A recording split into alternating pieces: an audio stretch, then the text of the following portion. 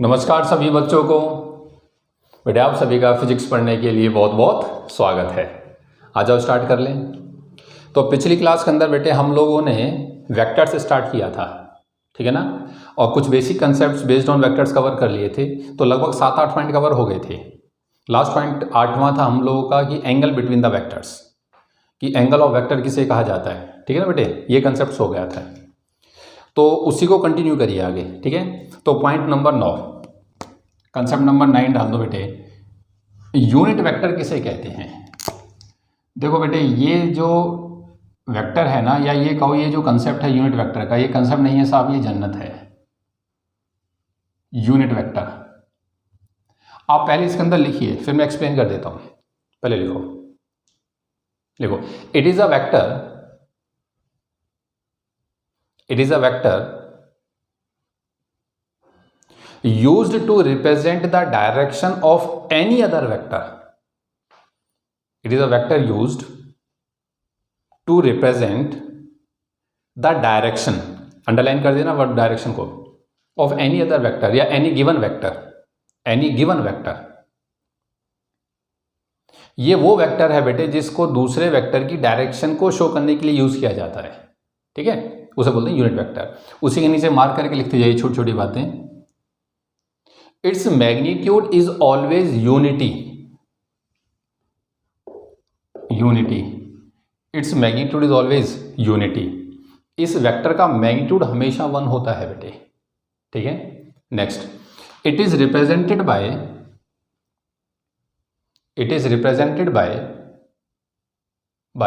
the symbol of cap।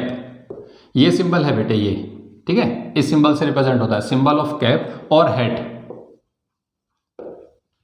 Symbol of cap और head. जो हम लोग कैप पहनते हैं, ठीक है ना, ऊपर से पहनी जाती है, तो ये भी सिंबल क्या नाम है, जो वेक्टर होगा, सही है, उसके ऊपर टेक देते हैं इसको। तो it is represented by the symbol of cap और हेड, ठीक। नेक्स्ट, इसका फॉर्मूला जो होता है बेटे, ध्यान से सुनना, इधर देखो। मान लो आपके पास कोई वेक्टर है, ए वेक्टर है, आपको इसका यूनिट वेक्टर लिखना है। तो यूनिट वेक्टर ऑफ ए, ये पहली बात तो ऐसे रिप्रेजेंट होगा, सही है, ए के ऊपर ये कैप लगा दी है, तो अब ये यूनिट वेक्टर है बेटे ए का, और ये इक्वल होता है वेक्टर अपॉन में उसी वेक्टर का मैग्नीट्यूड।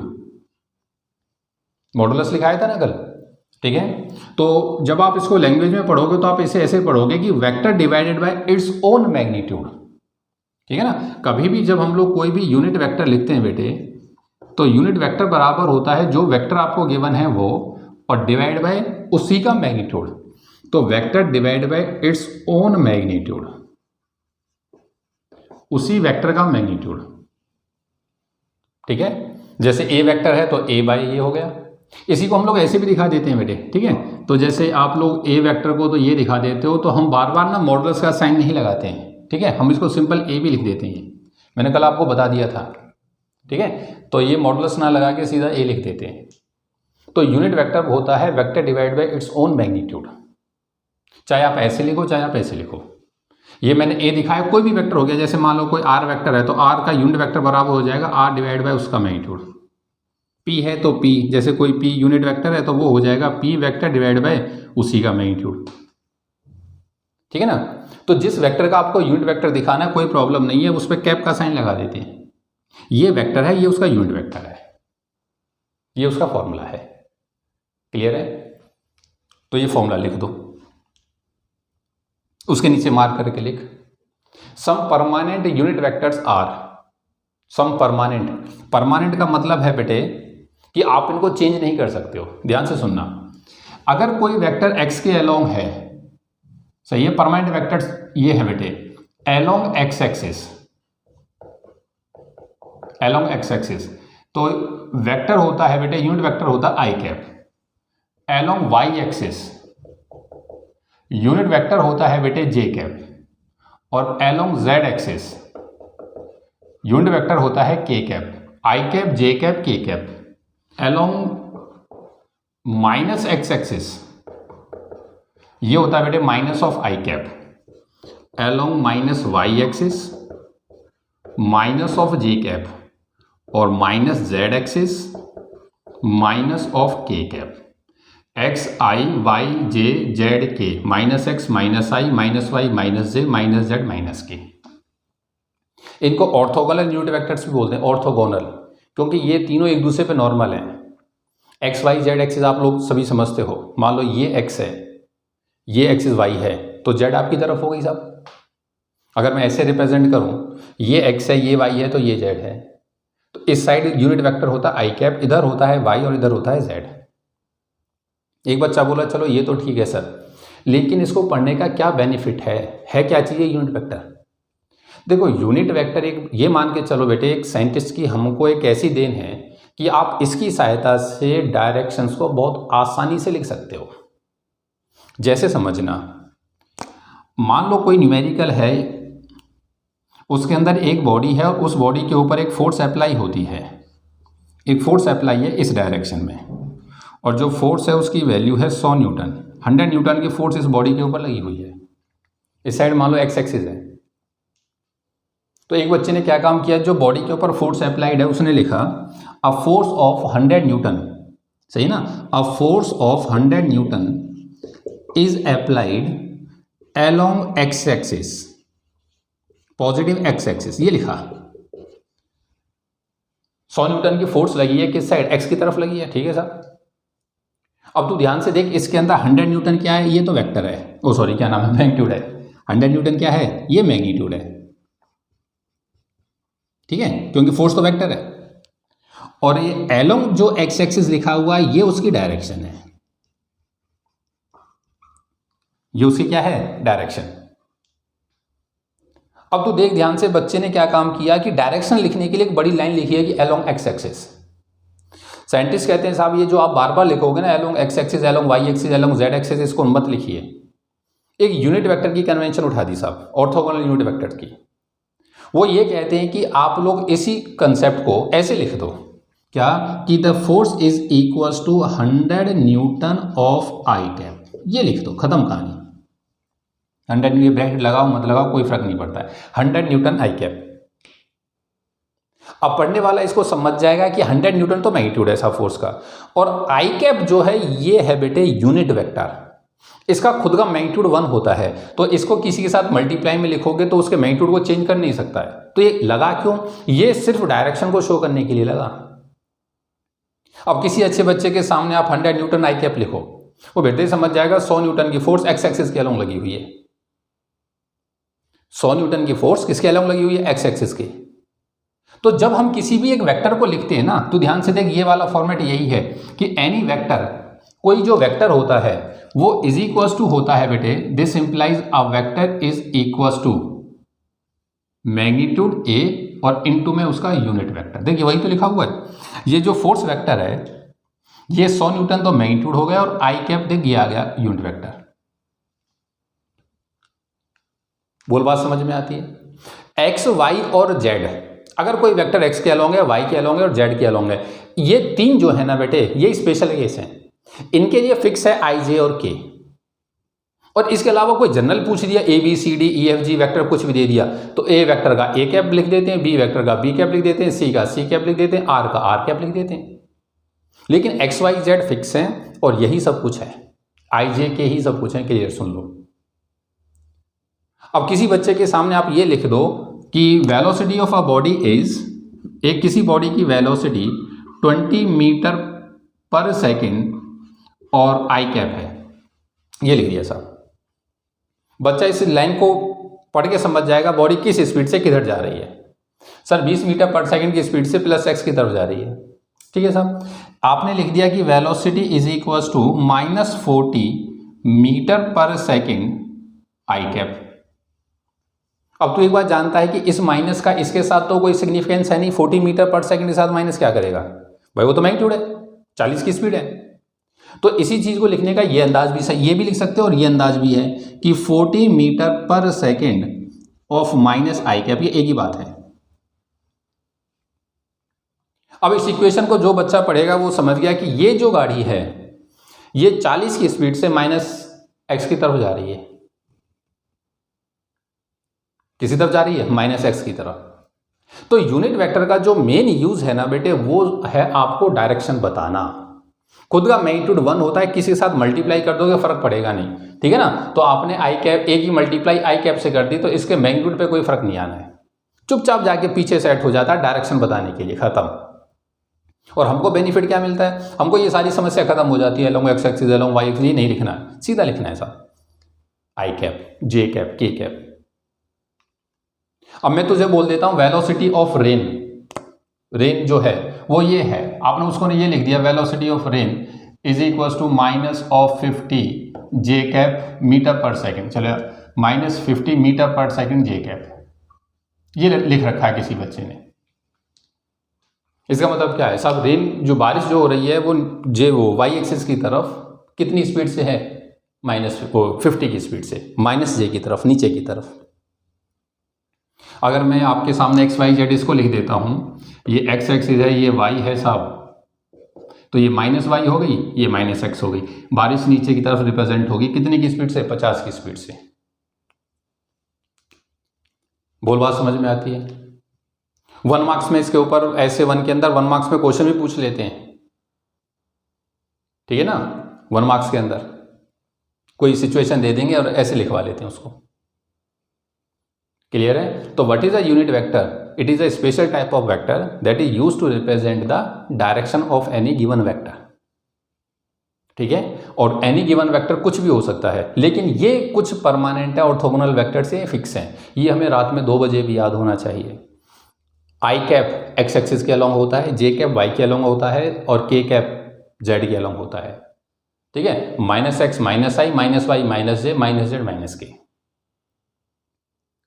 बात समझ में आती है बेटे, ठीक है। तो ये अभी हम लोगों ने ये तो कर लिया एक्स वाई जेड, अब इस पे आते हैं, ठीक है। तो फिलहाल जो आपको लिखना है, यहाँ तक तो लिख दिया होगा, ठीक है। ये एग्जाम्पल लिख लो और ये लिख देना सम परमानेंट यूनिट वेक्टर्स आर या ऑर्थोगोनल यूनिट वेक्टर्स आर, ये सारा, ठीक है बेटे। तो स्क्रीन को रोक और इसको नोट कर। नंबर 10 पे आ बेटे, नंबर 10 लिख position vector, position vector, position vector number 10, इधर देख, पोजीशन, पहले इसकी डेफिनेशन लिख बेटे एक बार, पहले डेफिनेशन लिख दे। It is a vector, it is a vector that gives the position of the object, that gives the position of the object with reference to the origin, with reference to the origin, O-R-I-G-I, origin of a coordinate system. It is a vector that gives the position of the object with respect to origin. जो vector origin के respect में किसी भी object की body की position को locate कर देता है साहब, उसे पोजीशन वेक्टर कहते हैं। उसका नाम ही उसकी पोजीशन पे आया हुआ है, ठीक है ना, पोजीशन वेक्टर। और बेटे देखा जाए तो ये पोजीशन वेक्टर ही सब कुछ है, एक्चुअल में हम जो कुछ पढ़ के आए ना सब इसी के लिए पढ़ रहे हैं, ठीक है। यहाँ से वेक्टर मेन स्टार्ट हो जाता है पोजीशन वेक्टर से। इधर देख, ये एक्स एक्सिस है साहब, ये वाई एक्सिस है, ये मेरा ओरिजिन हो गया। मान ली इस बोर्ड के ऊपर ना बेटे एक चींटी है जो घूम रही है, किसी पर्टिकुलर टाइम पर वो चींटी इस पॉइंट पर है ए पर, आप ओरिजिन के रेस्पेक्ट में उस चींटी की पोजीशन को लोकेट करिए साहब। एक वेक्टर ऐसा चालू करो जो ओरिजिन से स्टार्ट हो और उस बॉडी पर जाए, मतलब ये जो वेक्टर आपके सामने तैयार होगा ना बेटे, ये कहलाता है पोजीशन वेक्टर। जो ओ ए है वो पोजीशन वेक्टर है। हम लोग ना पोजीशन वेक्टर को बेटे 2 तरीके से रिप्रेजेंट करते हैं, जैसे यहाँ ए लिखा हुआ है तो ओ ए लिख देंगे, पी लिखा हुआ तो ओ पी लिख देंगे, जेड लिखा हुआ तो ओ जेड, कुछ भी लिखिए, मतलब ओ से स्टार्ट होगा ओरिजिन से। और या फिर हम लोग आर वेक्टर से भी दिखाते हैं, आर भी कॉमन रिप्रेजेंटेशन है, ठीक है ना। पोजीशन वेक्टर को कई बार ऐसे दिखा देते हैं ओ ए ओ पी, वहाँ जो पॉइंट होगा वो आ जाएगा, मतलब ओ से स्टार्ट होगा। पोजीशन वेक्टर की एक खूबसूरती ये है, मतलब इसकी कंडीशन ये है कि ये हमेशा ओरिजिन से स्टार्ट होता है, ये फिक्स वेक्टर होता है, मतलब इसकी टेल हमेशा फिक्स होती है, एक जगह रहेगी, कहाँ, ओरिजिन के ऊपर, ठीक है ना बेटे। बाकी जो फ्री वेक्टर्स होते हैं वो कहीं भी ड्रॉ हो सकते हैं, लेकिन ये फिक्स होता है, इसका ओरिजिन जो है वो क्या नाम, टेल जो हमेशा ओरिजिन पे रहेगी, कंपलसरी है, क्लियर है।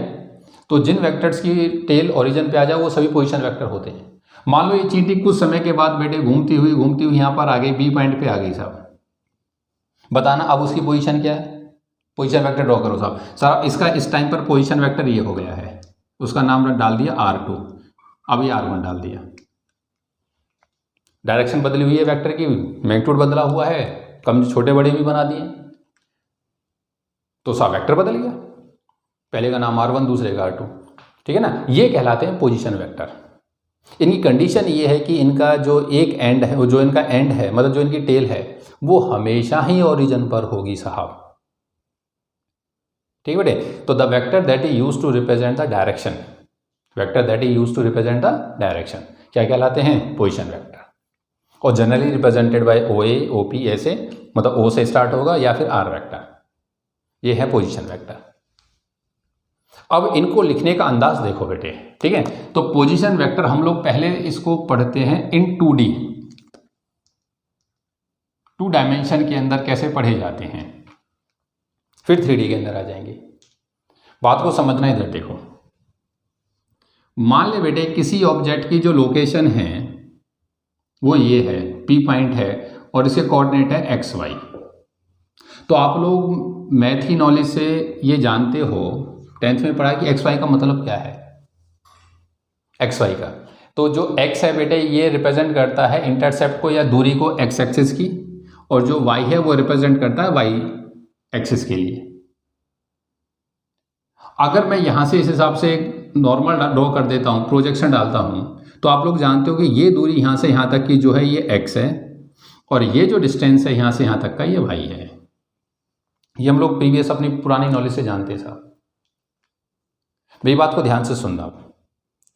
किसी ने मुझसे कहा है कि इसका पोजीशन वेक्टर ड्रॉ करिए, तो साहब ये तो हो गया position vector draw, R vector, लेकिन कहा गया है कि इसको लिखिए, how to write the position vector. R को लिखा कैसे जाता है, तो लिखने का अंदाज देखना। इधर देखो, आप X एक्सिस के ऊपर कितना चले, मतलब आपको यहां पहुंचने के लिए X पे कितना चलना पड़ेगा। यहां पे बच्चा बोला सर यहां पे मुझे चलना पड़ेगा X, बिल्कुल सही है साहब। आपने किस डायरेक्शन में चले हो आप, सर मैं X की तरफ चलाऊं, X की तरफ चलाऊं, तो ये लगा दिया I कैप। अब बेटे मैंने ये एक वेक्टर बना दिया है, अब ये मैंने वेक्टर बना दिया, X तो हो गया दूरी और I कैप लगती बन गई डायरेक्शन, ठीक है साहब। फिर आपको इस पॉइंट पे पहुंचने के लिए Y पे कितना चलना पड़ेगा। बच्चा बोला Y एक्सिस पर सर आपने यहाँ पे स्मॉल y लिखा हुआ है, स्मॉल y चलूंगा, और साहब अगर मैं इसके साथ J कैप लगा देता हूं तो क्या अब ये वेक्टर बन के तैयार हो गया। हाँ साहब, इसका मैग्नीट्यूड, इसकी दूरी की लंबाई कितनी है सर, Y है, किस साइड में, ऊपर की तरफ।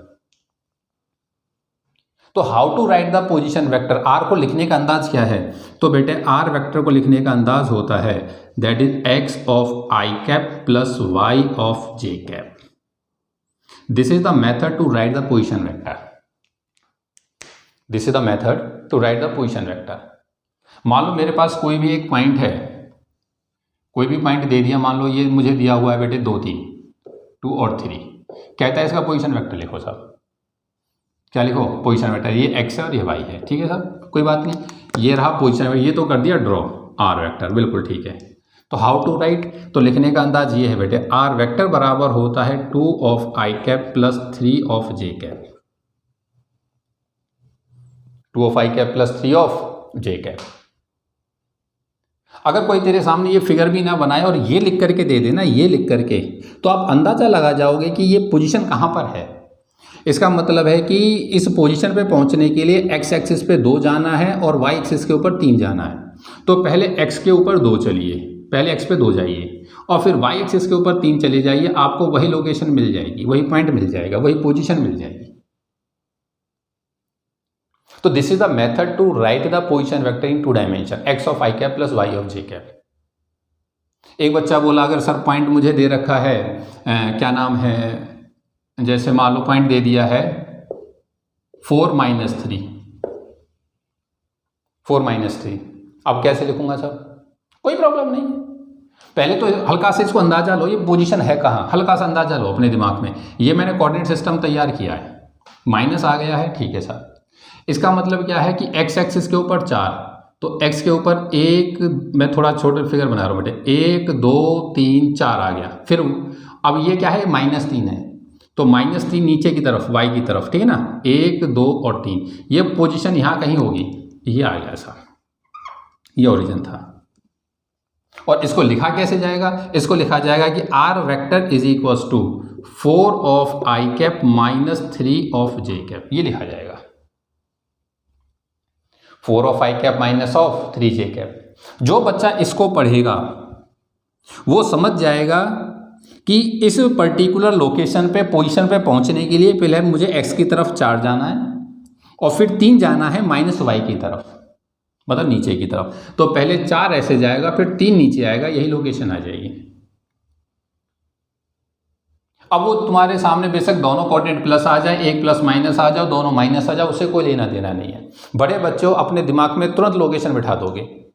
जैसे कोई कोऑर्डिनेट मेरे को दे देता है, साहब कोऑर्डिनेट दे दिया -3 -4, अब ये कहाँ है साहब, पहले इसका पोजीशन वेक्टर लिखो। तो position vector r vector is equal to हो गया -3i कैप -4j कैप। तुरंत हल्का सा दिमाग में जरूर बिठाना है कि ये लोकेशन है कहाँ, ये हेड कहाँ को, किस क्वाड्रेंट में आएगा ये। तो सर इसका मतलब है कि 3 जाइए -i की तरफ, मतलब -x की तरफ, तो 1 2 3 ले लिया सर। फिर कहता है -y की तरफ 4, तो यहाँ से 1 2 3 4 इस हिसाब से आओगे, ये इस क्वाड्रेंट के अंदर अपना हेड लेकर के आएगा। जो आपने i j कैप अभी पढ़ा है उसका असली यूज यहां पर आ रहा, आप देखो ये मेन वेक्टर यही है बेटे, आपको जिंदगी भर पोजीशन वेक्टर ही लिखने हैं। और इन्हीं वेक्टर्स का कई बार नाम डिस्प्लेसमेंट वेक्टर भी होता है। जैसे अगर कोई बॉडी यहां से चलना स्टार्ट करती है, यहां पहुंच गई साहब, तो यही डिस्प्लेसमेंट वेक्टर भी है, यही क्या है, डिस्प्लेसमेंट भी है, ठीक है ना। तो आपको पोजीशन वेक्टर लिखना आना चाहिए और उसका फिजिकल समझ में आना चाहिए कि जो ये मैंने लाइन लिखी है इसका मतलब क्या है। इसका मतलब है साहब ये उस वेक्टर को रिप्रेजेंट कर रहा है जो किस लोकेशन पर है, x की तो +4 और y की -3, मतलब ये है। ये हल्का सा दिमाग में फिगर को तुरंत बिठाते हैं, ठीक है। तो ये कंसेप्ट था बेटे, how to write the position vector, ये लिखने का तरीका है। फिर हमें यहाँ पे ना बेटे 2-3 चीजें लिखनी आनी चाहिए, इधर ध्यान से सुनना। इस वेक्टर का मैग्नीट्यूड लिखना आना चाहिए, this is the modular symbol, आप लोग जानते हो, ऐसे लिखो या r लिखो, एक ही बात है। How to write the magnitude of position vector, लिखने का अंदाज देखना, अंडर रूट का साइन, जो i का कॉफिशिएंट है प्लस है तो प्लस, माइनस है तो माइनस, उस कॉफिशिएंट का स्क्वायर, प्लस x है तो प्लस, माइनस है तो माइनस x का स्क्वायर, फिर बीच में प्लस का साइन, जो j का कॉफिशिएंट है प्लस है तो प्लस, माइनस है तो माइनस का स्क्वायर। ये क्या चीज निकल करके आई है, ये मैग्नीट्यूड आया साहब। ये कोई वेक्टर है, उसकी लंबाई निकल करके आई है, उसका मैग्नीट्यूड निकल के आया, ये है कितने का, कितने मीटर का है ये।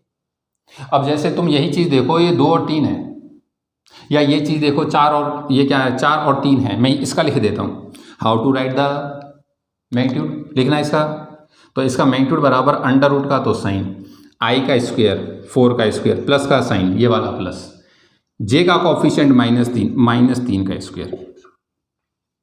सॉल्व कर साहब, तो ये आपके पास हो गया बेटे 16 और 9 25 का मतलब 5, ये मीटर में है तो मान लो मीटर है। एक बच्चा बोला सर ये तो मैं पाइथागोरस से भी निकाल देता, इसमें क्या था, सही है ना, इसमें क्या था, पाइथागोरस से निकाल देता, एक 4 है एक 3 है, 4 का स्क्वायर जमा 3 का, बात तो बिल्कुल सही है। तो जब पाइथागोरस से ही निकल जाता तो आपने ये ड्रामा क्यों किया, आपने पोजीशन वेक्टर क्यों लिखा। साहब अभी 2D है, जब 3D में कूदेंगे आपको असली मजा आएगा, ठीक है ना बेटे। तो this is the method to write the magnitude of any vector, ठीक है। 2 चीजें हो गई, वेक्टर लिखना सीखा, मैग्नीट्यूड लिखना सीखा।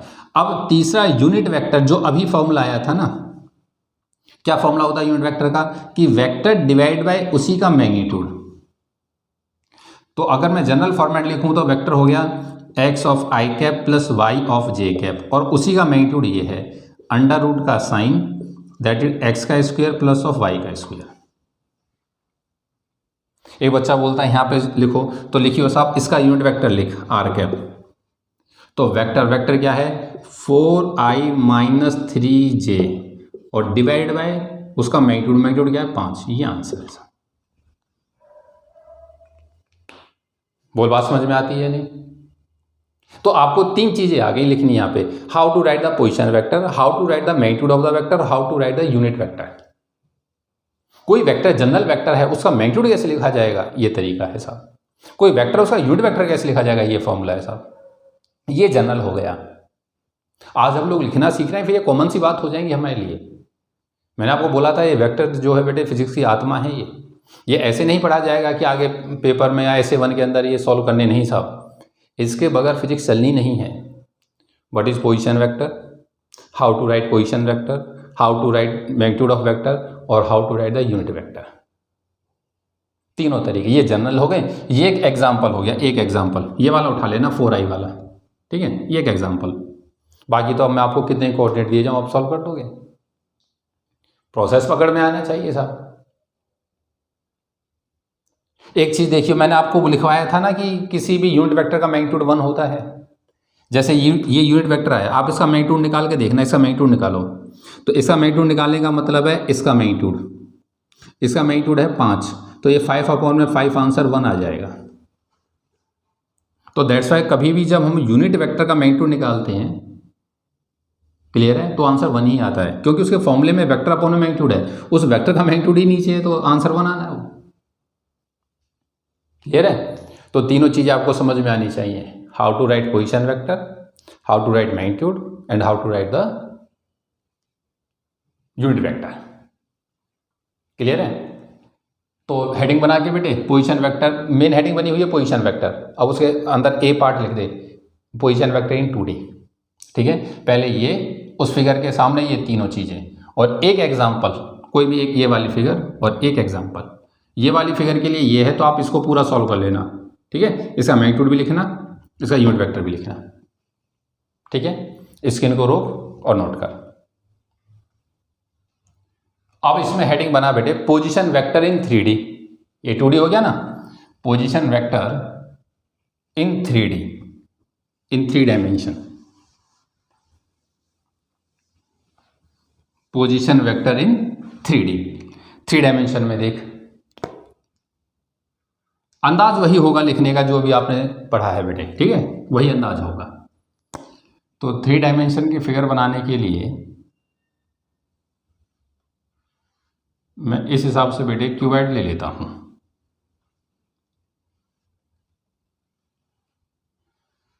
इससे फिगर थोड़ा आसानी से समझ में आ जाएगी। आप जिस रूम के अंदर बैठे हुए हैं ना बेटे, ये वो रूम है। जिस रूम में आप बैठे हुए हो ये वही रूम है, ठीक है ना। और उस रूम के अंदर आप एक कॉर्नर को ओरिजिन लेट कर लो, तो जिधर भी जैसे भी आप बैठे हो, तो आपके राइट हैंड साइड में, सही है, जो आपके बैक साइड में जो कॉर्नर होगा एक रूम का, उसको ओरिजिन लेट कर लेना। ठीक है, तो मैं इसको ओरिजिन लेट कर लेता हूँ बेटे साहब। इसको ओरिजिन लेट करता हूँ तो एक प्रकार से ये मेरी एक्स एक्सिस हो गई। ऊपर वाली को हम लोग वाई मान लेते हैं, नॉर्मली वाई ही मानते हैं बेटे, ठीक है, पर वो डिपेंड करता है सिचुएशन पे, वाई लिख के देता है, जेड दे देता है, वो न्यूमेरिकल वाले पे डिपेंड करता है। क्लियर है। ये है, मैं यहाँ पर बेटे एक पॉइंट लेट कर लेता हूँ फिगर के अंदर ना, मैं लोग पॉइंट इसको ले लेता हूँ बेटे, इस जगह पे ये पॉइंट ले लिया साहब, और इसके कोऑर्डिनेट मैं आपको दे देता हूँ A, B और C। इस पॉइंट के जो कोऑर्डिनेट हैं A, B और C हैं। ठीक है, आप चाहो तो जिस रूम में आप बैठे हो, तो उसके अंदर सामने जो डायगोनल के अपोजिट जो डायगोनल बनेगा ना, उसके जो अपोजिट कॉर्नर है उसको भी लेट कर सकते हो, कोई कंपल्सरी नहीं है। ठीक है ना, बीच में भी कमरे में कोई पॉइंट हो सकता है। जैसे आपका कमरा है, कमरे के अंदर पंखा लगा हुआ है, ठीक है, तो पंखा जो उसका वो नीचे वाला बॉटम है ना, उसके सेंटर को लेट कर लो, वो कोई पॉइंट है साहब। तो ये मैंने वो पॉइंट, एक लोकेशन, एक ऑब्जेक्ट, एक बॉडी ले ली, ठीक है साहब।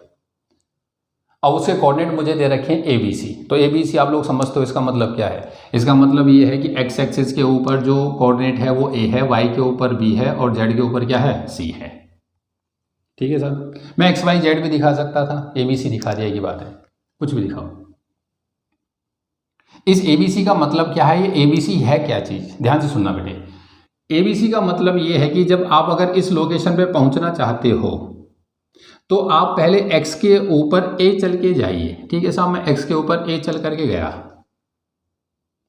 फिर उसके बाद आप y के ऊपर चलिए b, y के ऊपर चलिए b, ठीक है साहब। अब y ये है, ये y है, तो y के पैरेलल चलना है। When a vector is placed parallel to itself and never changes, ठीक है ना। आप ये मत सोचना यहाँ क्यों नहीं चले हो, इसके पैरेलल चलना है। तो मैं साहब y के ऊपर चला गया b, ये आ गया साहब। तो ये वाला वेक्टर देखा जाए तो ये मेरा a ऑफ i कैप बना है, a मैग्नीट्यूड चला हूँ i की तरफ, ठीक है साहब। फिर ये वेक्टर मेरा बन गया बेटे b ऑफ j कैप, ठीक है साहब। फिर कहता है z एक्सिस के ऊपर चलना है आपको c, z एक्सिस ये है तो इसके पैरेलल ये वाला कॉर्ड, ये वाली ही लाइन आएगी, तो आपको ये चल करके आना है इस साइड में, इस हिसाब से। तो ये वेक्टर आ गया c of k cap, c of k cap, कोई प्रॉब्लम नहीं। उसने मुझसे कहा था पोजीशन वेक्टर लिखना है, ठीक है। पहले तो रिप्रेजेंट करो पोजीशन वेक्टर को, सब ओरिजिन से उस पॉइंट को मिला दो, ओरिजिन से ये वाला पॉइंट मिला दिया, सब ये आ गया। तो this is the position vector r, clear. अब सवाल आता है हाउ टू रिप्रेजेंट, या क्या नाम है, राइट द पोजीशन वेक्टर। तो r vector is equal to होता है बेटे a of i cap, b of j cap plus c of k cap, a of i b j plus c of k cap, ये तरीका है। अब जैसे ये तो पूरा क्यूब बन गया था, ये फिगर अच्छी बन जाए इसलिए बनाया जाता है। जैसे समझना, आपने पंखा ले लिया, जो ओरिजिन लेट किया है वहां से एक एरो लेकर के जाइए पंखे के लिए, वो सब पोजीशन वेक्टर है उस पंखे का, पंखे को पॉइंट ऑब्जेक्ट मान लो। और वहां पे कैसे पहुंचा जाएगा सर, पहले मैं a चल करके जाऊंगा x एक्सिस की तरफ, फिर मैं b चल करके जाऊंगा y एक्सिस की तरफ, ऊपर की तरफ, और फिर मैं z की तरफ चल के जाऊंगा k। सर मैं उस लोकेशन पे पहुंच जाऊंगा, मैं उस लोकेशन। अब 3D में चले गए हो आप, पहले आप x की तरफ चले हो, फिर आप y की तरफ चले हो, फिर z की तरफ चले हो। बात समझ में आती है। बच्चा बोला सर मैं पहले y की तरफ चल देता, अब चलिए वो अंदाज पहुंचना वहीं, पहले y चले जाओ, फिर z चले जाओ, फिर x चले जाओ, की बात है। पहले आप y की तरफ चले गए, सब कोई बात नहीं, फिर आप z की तरफ चले जाओ, फिर आप x की तरफ चले जाओ, अंदाज अपना अपना है, लेकिन हम आगे से ही पढ़ते हैं उसको।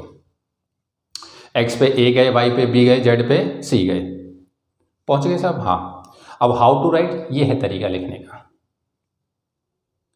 अब आप ना इसको जब 3D को पाइथागोरस की हेल्प से इसका मैग्नीट्यूड निकालोगे ना, अगर मैं आपसे कहता हूं कि आप इसका मैग्नीट्यूड लिखो, तो मैग्नीट्यूड का ये तरीका होता है बेटे क्या, कि i के कॉफिशिएंट का स्क्वायर, j के कॉफिशिएंट का स्क्वायर, k के कॉफिशिएंट का स्क्वायर, प्लस है तो प्लस, माइनस है तो माइनस का स्क्वायर, लेकिन बीच में प्लस ही साइन रहता है, ध्यान रखना।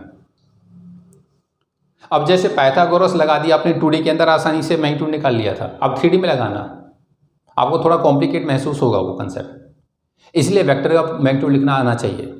आपको कोई कोऑर्डिनेट पकड़ा दे, आपने पोजीशन वेक्टर लिखा, उसका मैग्नीट्यूड निकाल दिया, आपको लेंथ मिल जाएगी वेक्टर की, मिल गई साहब। और how to write the unit vector, तो यूनिट वेक्टर लिखने का तरीका, वेक्टर अपॉन में उसका मैग्नीट्यूड। वेक्टर क्या है, a i b j c k divided by under root of a का स्क्वायर, b का स्क्वायर, c का स्क्वायर। बोल बात समझ में आती है नहीं? अरे हाँ तो बोलो, कुछ भी नहीं है। अब एक जनरल एग्जांपल उठाते हैं, इधर देख, मुझे कोई पॉइंट दे दिया साहब, पॉइंट दे दिया 2 3 4, कहता है इसका पोजीशन वेक्टर लिखो। पहली बात तो बेटे ये समझाने के लिए 3D था, आपको बस थोड़ा अंदाजा होना चाहिए कि 3D वेक्टर है, लेकिन हम लोग इतना बारीकी से फिगर नहीं बनाते हैं, ये सब नहीं। हमें पता है स्पेस में कोई वेक्टर है, तो हल्का सा आप रिप्रेजेंटेशन देना चाहो तो दे भी सकते हो कि ये कोई पोजीशन वेक्टर है साहब। ये सवाल था राइट द पोजीशन वेक्टर, तो आ जाओ प्रोसेस के ऊपर। तो position vector r is equal to, R भी लिख सकते हो, OP भी लिख सकते हैं बेटे, ठीक है ना, मैं r लिख रहा हूँ हर बार, कोई प्रॉब्लम नहीं। तो that is 2 of i cap, 3 of j cap, 4 of k cap, ये लिख दिया साहब। मैग्नीट्यूड कितना है सर वेक्टर का, लंबाई कितनी है, अंडर रूट का साइन, i का स्क्वायर, 2 का स्क्वायर, 3 का स्क्वायर, 4 का स्क्वायर, 16 और 9 25 और 4 29, अंडर रूट ऑफ 29। मीटर है तो मीटर, सेंटीमीटर है तो centimetre. How to write the position unit vector, तो वेक्टर अपॉन में मैग्नीट्यूड, वेक्टर ये है 2i 3j 4 of k divided by root of 29, ये लिख दिया साहब। बोल बात समझ में आती है? ये एक प्रोसेस है, ये तरीका है लिखने का। हाँ, जब आपके सामने ये चीज़ लिखी जाती है तो आपके दिमाग में इसका कोई ना कोई मतलब है, वो समझ में आना चाहिए। This is a position vector. इसका मतलब क्या है सर? इसका मतलब है इस 3D स्पेस के अंदर एक पर्टिकुलर पॉइंट है और उस पॉइंट को ओरिजिन से जोड़ रखा है। ओरिजिन से जो वेक्टर गया है उस पॉइंट के लिए, ये वो लिखा गया है, ये इसका मैग्नीट्यूड है, ये उसकी डायरेक्शन है। This is a method to write show the direction. आप उस पोजीशन पे पहुंचना चाहते हो इसके थ्रू, तो इसका तरीका आप कैसे पहुंचा जाएगा? पहले आप x के ऊपर 2 जाइए, x के ऊपर 2 गए, फिर आप y के ऊपर 3 जाइए, फिर 3 गए, फिर जब z के ऊपर 4 आ जाओ, आपको वही लोकेशन मिल जाएगी, वही पोजीशन मिल जाएगी जो पॉइंट की है। बात समझ में आती है बेटे? तो ये एक बस आपको समझाने के लिए था कि ये चीज़ ये क्यों लिख दी गई है, क्योंकि ये 3 वेक्टर हैं बेटे। एक वेक्टर ये है, एक वेक्टर ये और एक वेक्टर ये है। उन तीनों का सम है, ये प्रोसेस है एक लिखने का। बात समझ में आई है? तो अब मैं आपको कुछ यहाँ पे कोऑर्डिनेट देता हूँ, ठीक है? आप स्क्रीन को रोक करके उन सभी कोऑर्डिनेट्स के लिए ये तीनों चीज़ लिखोगे, पोजीशन वेक्टर, मैग्नीट्यूड और यूनिट वेक्टर, ठीक है? तो आप पहले स्क्रीन को रोको, इसको नोट करो पहले। तो कुछ कोऑर्डिनेट दे देता हूँ बेटे, लिख, जैसे 2 - 3 4,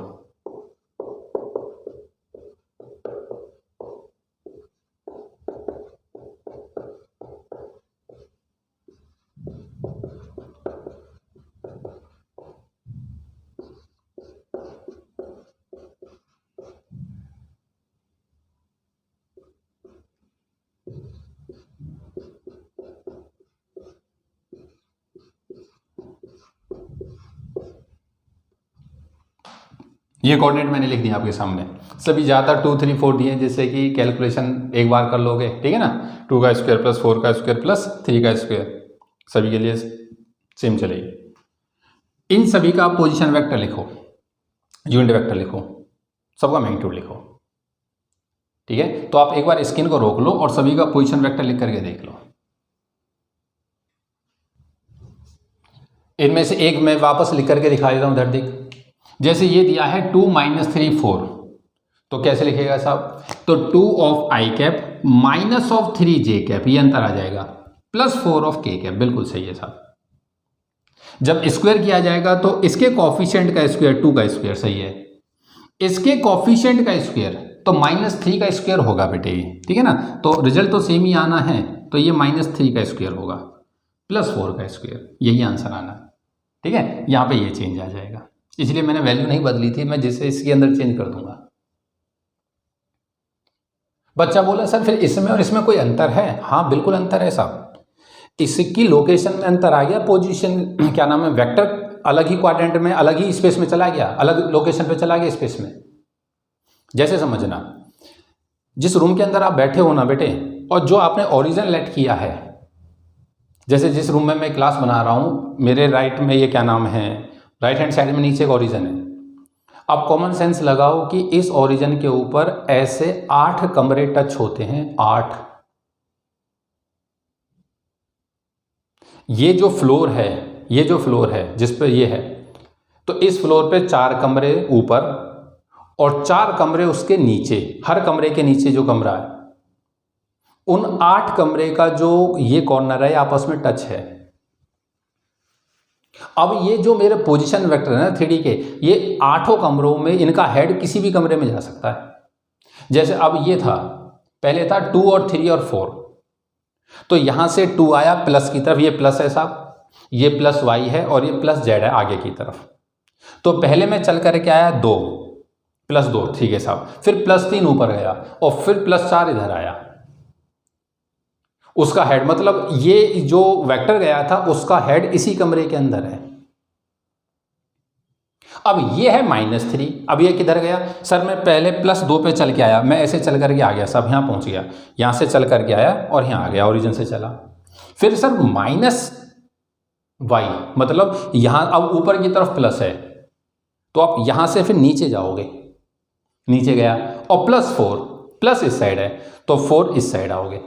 मतलब जिस कमरे में मैं खड़ा हूँ इसके नीचे जो कमरा है उस कमरे के अंदर कहीं ये पर्टिकुलर लोकेशन है, मतलब उस वेक्टर का हेड उस कमरे के अंदर है। तो यहाँ से गया वेक्टर और उस रूम के अंदर गया है।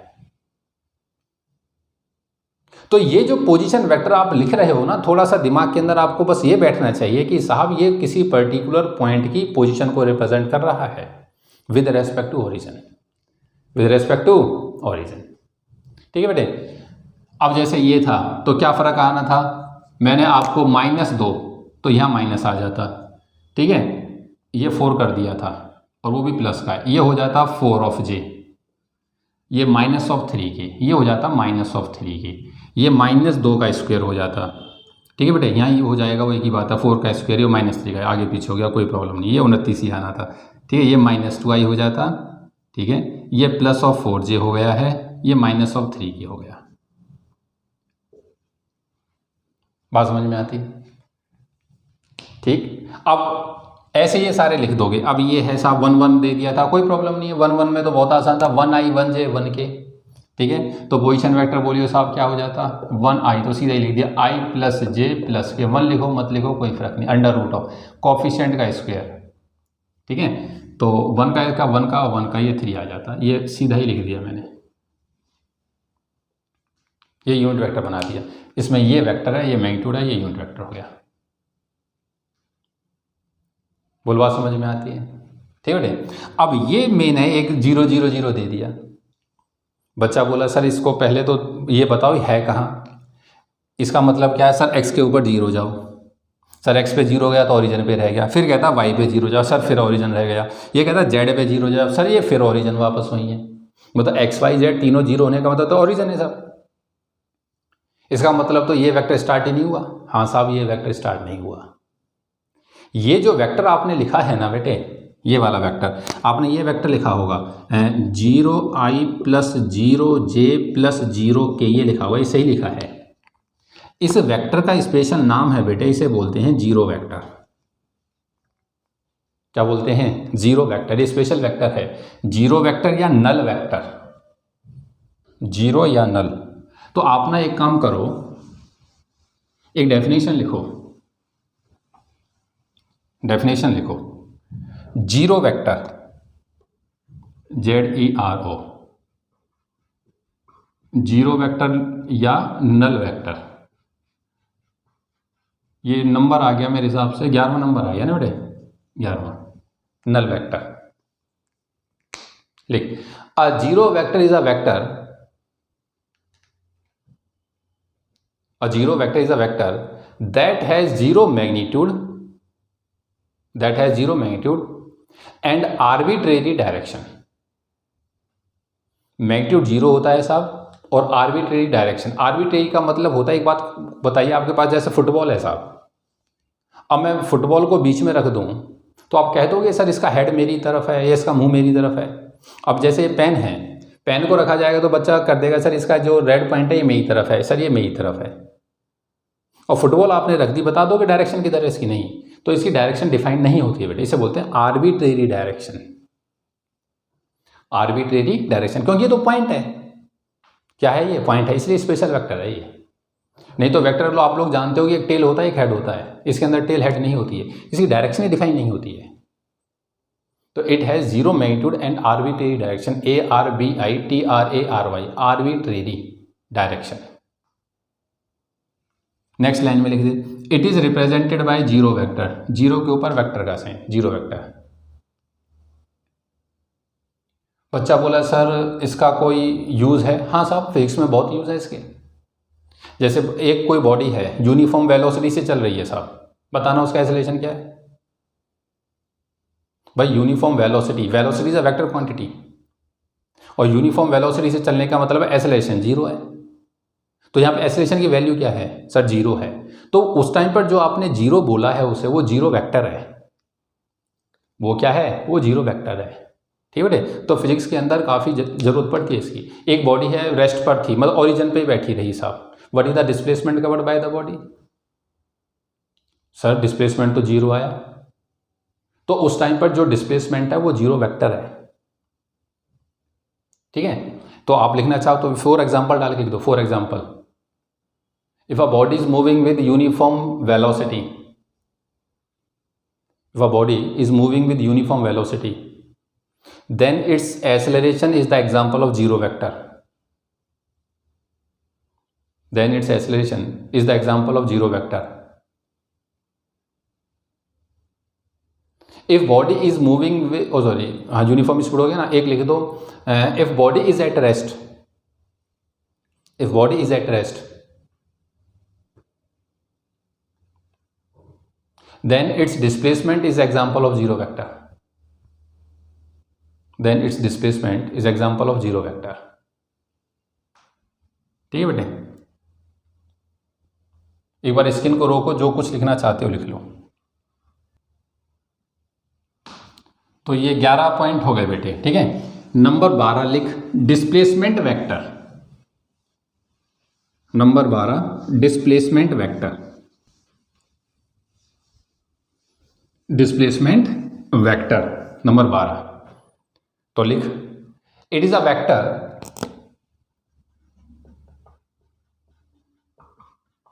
It is a vector displacement vector, it is a vector that tells by how much and in which direction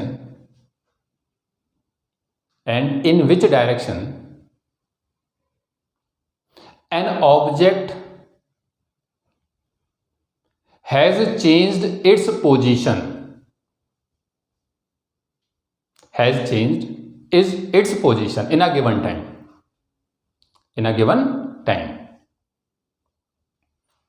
कोई भी ऑब्जेक्ट अपनी पोजीशन को कितना चेंज कर गया और किधर कर गया, जो वेक्टर बताता है साहब वो डिस्प्लेसमेंट वेक्टर। इधर देख, वही एग्जांपल चींटी का उठा लेते हैं साहब, वही चींटी वाला एग्जांपल बेटे, वो इस लोकेशन के ऊपर थी, ए पॉइंट के ऊपर थी, ठीक है साहब। यहां पर जो पोजीशन वेक्टर था वो ये था, ये इनिशियल पोजीशन वेक्टर है, इसका नाम है R1 या RI लिख देता हूं, I फॉर इनिशियल बेटे, I फॉर इनिशियल। अब ये चींटी यहाँ पे मस्त घूमती हुई, इस हिसाब से घूमती हुई किसी पर्टिकुलर टाइम पर यहाँ आ जाती है, ठीक है साहब। ये B पोजीशन पर आ गई, ये हो गई साहब किसी पर्टिकुलर टाइम के अंदर, this is the final position vector RF। तो what is the displacement vector? कोई प्रॉब्लम नहीं है, ये इनिशियल पोजीशन थी, ये फाइनल पोजीशन, आप इन दोनों को मिला दीजिए, ये जो वेक्टर तेरे सामने बना है ना बेटे, ये कहलाता है डिस्प्लेसमेंट वेक्टर।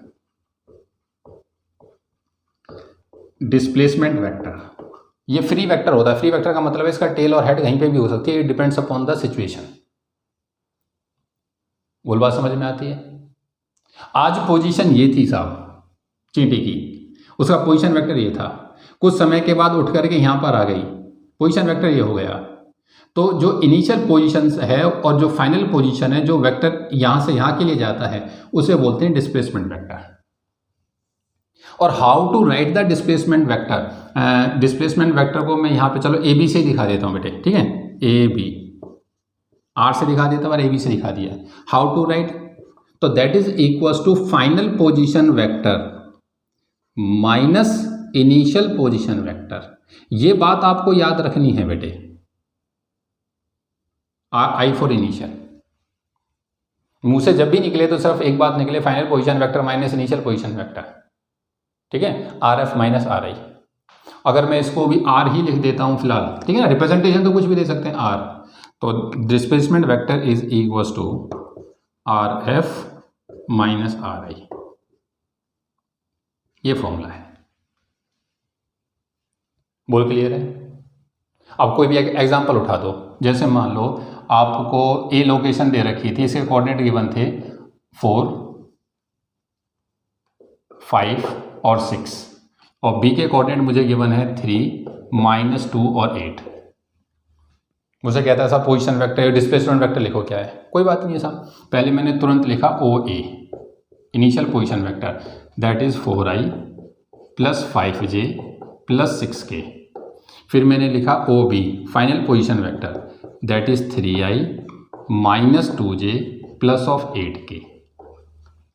फिर मुझसे बोला गया डिस्प्लेसमेंट वेक्टर लिखिए, डिस्प्लेसमेंट वेक्टर AB वेक्टर या R वेक्टर। तो फाइनल पोजीशन वेक्टर, फाइनल बेटे हमारे लिए B है, ठीक है। तो this is OB minus OA, तो ये हो गया 3i minus 2j plus 8k minus ये वाला साइन माइनस का initial position vector, this is 4i plus 5j plus of 6k। अब I J J और K, ठीक है। तो 3i minus 4i, this is minus of 1i, ठीक है। माइनस 2i माइनस 5, तो that is minus of 7, 8 minus of 6 plus 2 of k cap.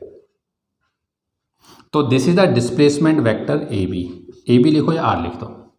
कोई कहता है मैग्नीट्यूड लिखो साहब इसका, तो AB का मैग्नीट्यूड हो गया अंडर रूट का साइन 1 का स्क्वायर 1, 7 का स्क्वायर, एक सीधे लिख देता हूँ 1, 49 प्लस 4, 50 54 अंडर रूट ऑफ 54।